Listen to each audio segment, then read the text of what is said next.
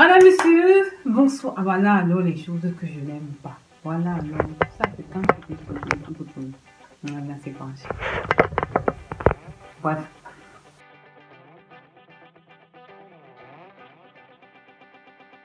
Camerounais, c'est beaucoup de plaisir que je vous retrouve, ça fait longtemps, je sais, j'ai pas tourné. Et merci de vous abonner, je me rends compte que la communauté est en train de grandir, même quand je fais pas, même lorsque je fais pas les vidéos, ça fait énormément plaisir de me rendre compte que vous vous abonnez, que vous regardez, que vous partagez, surtout continuez massivement à vous abonner, créer une communauté grande, comme ça, il est en train que le cinéma camerounais, quand il décide vraiment d'exploser, hein, on soit tous heureux. Alors comme je le dis à chaque fois que je commence ces vidéos, ces recensions n'ont pas un but négatif à la base. Mon but c'est simplement de pointer du doigt ce qui ne fonctionne pas et dire pourquoi ça ne fonctionne pas, de telle sorte que les équipes de production camerounaises, des cinémas avec des productions camerounaises en général, puissent comprendre en fait qu'il y a des gens qui regardent et qu'il y a des gens qui les soutiennent au maximum, mais qui aussi pensent qu'ils peuvent faire mieux.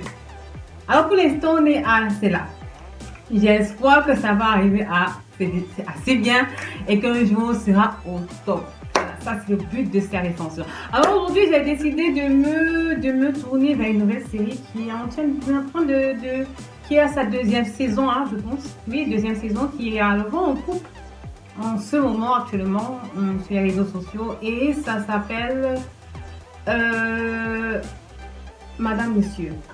Je pense que c'est une production des écuries Chamberlain, entendant comme ça, Mitumba qui est derrière cette production et que j'apprécie parce que je me rends compte que j'ai été écoutée hein, à un certain niveau, j'ai été écoutée, j'apprécie le fait que vraiment c'est beaucoup mieux.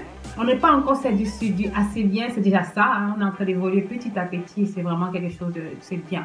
Esthétiquement, en fait la recherche de l'esthétique visuelle de cette série est à noter vraiment, c'est beaucoup mieux que ce qu'on a l'habitude de voir. Mais, vous avez compris, chaque fois que j'apparais sur vos écrans, chaque fois que je suis là, c'est qu'il y a un mais quelque part. Voilà, il y a toujours des mais, je suis désolée, il y a toujours des mais. Voilà, aujourd'hui, on va parler de la couleur. J'ai des difficultés à voir cette série. J'ai des difficultés à suivre cette série de bout en bout. J'ai des difficultés à voir plus de 3 épisodes de cette série parce que ça me fait mal aux yeux.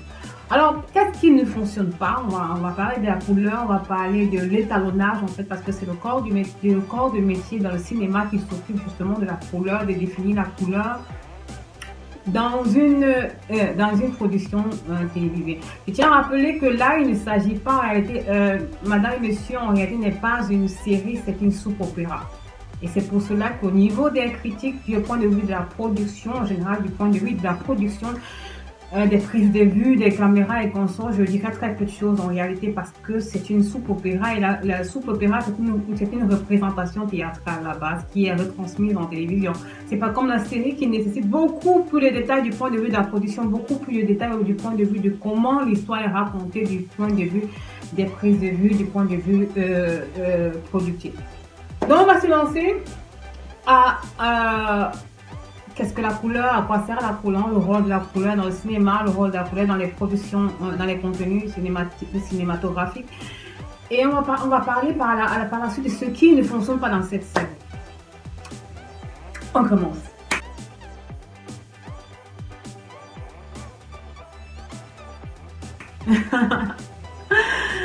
Ah, c'est beaucoup de plaisir, j'avais beaucoup de plaisir que j'ai commencé à voir cette série. Je pense que c'est la première saison et dans quelques jours, j'espère, hein, je pense dans quelques semaines, on aura droit à la deuxième saison. Moi, particulièrement, l'histoire, c'est ça. Je ne parlerai pas de l'histoire aujourd'hui, je parlerai typiquement de la partie couleur.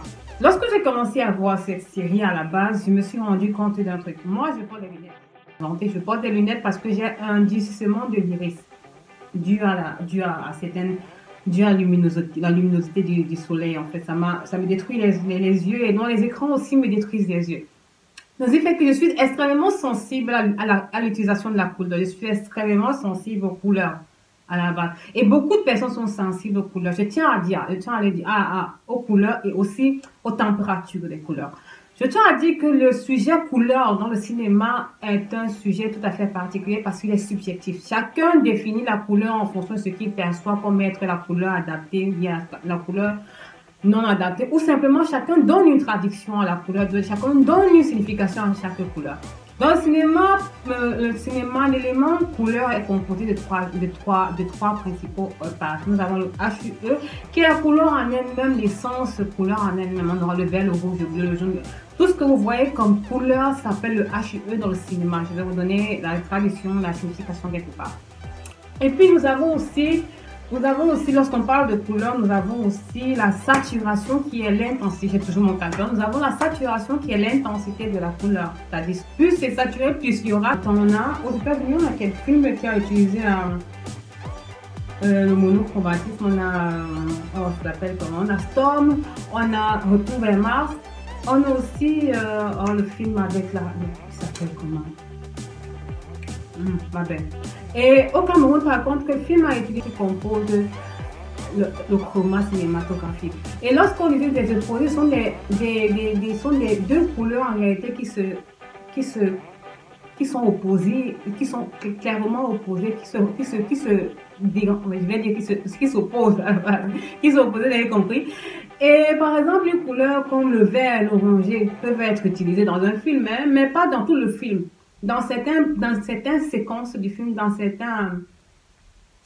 certaines séquences du film, en fait, pour créer une forme de contraste, en fait, et pour emphasiser une émotion, pour exagérer une émotion à la base, pour deux couleurs, les couleurs qu'on utilise, ça peut être 2S, ça peut être 3 couleurs qu'on utilise, se complémentarisent. Par exemple, le rouge et le jaune se complémentarisent. Le bleu, le rouge, le jaune, qui sont les RGB, qui sont la composition de couleurs de base, en fait, les primaires, en fait, de la vie, bien même dans le cinéma, de la roue de couleurs, même dans le cinéma.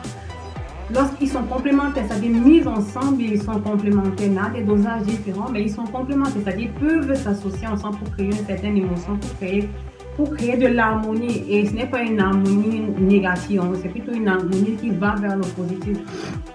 Après, nous avons l'emphase, c'est-à-dire que quand vous aurez l'emphase, c'est-à-dire que vous aurez par exemple des contenus de production ou cinématographique, je voulais dire, où tous les éléments autour ont une seule couleur. Mais il y a un élément central en image que vous aurez là, je vais pour trouver une image, où tous les éléments que vous êtes dans un film, vous voyez tous les éléments, toutes les personnes sont habillées en orange ou en noir, mais il y a une seule personne qui a un seul élément qui a une couleur, qui a de la couleur. Là, c'est pour emphase, pour donner l'emphase en fait, on va dire, pour faire sortir, ressortir cet élément-là comme une fête de la caméra. Lorsque le rush arrive, lorsque c'est monté, que ça arrive maintenant sur l'étalonneur, en fait, dans ce cas, c'est Salem Kwedi qui est l'étalonneur de, si je ne me trompe pas, l'étalonneur de cette série. Lorsque ça arrive, lui, en fait, il applique plus facilement la couleur. Ça veut dire, par exemple, que vous avez un linge blanc sur lequel vous voulez appliquer n'importe quelle couleur pendant la teinture. Et à ce moment-là, ça prend facilement. C'est-à-dire la couleur prend parce qu'on a l'impression d'avoir un tableau vide. Voilà. Donc, à la base, tu vas signifier peut-être le sang, la mort, le deuil. Dans une autre culture, le rouge va signifier l'amour. Chaque film a des archétypes. Il y a des films, les films ont des archétypes. Archétype, ça veut dire que quoi? Des ensembles d'éléments qui permettent de montrer que ce film-là est un film romantique.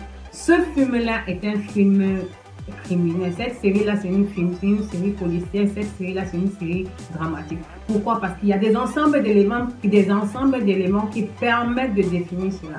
Des ensembles de critères qui permettent de définir. Et la couleur que vous choisissez, pour construire ce film-là, pour construire ce contenu-là, fait partie de ces éléments-là. La couleur, il ne faut pas avoir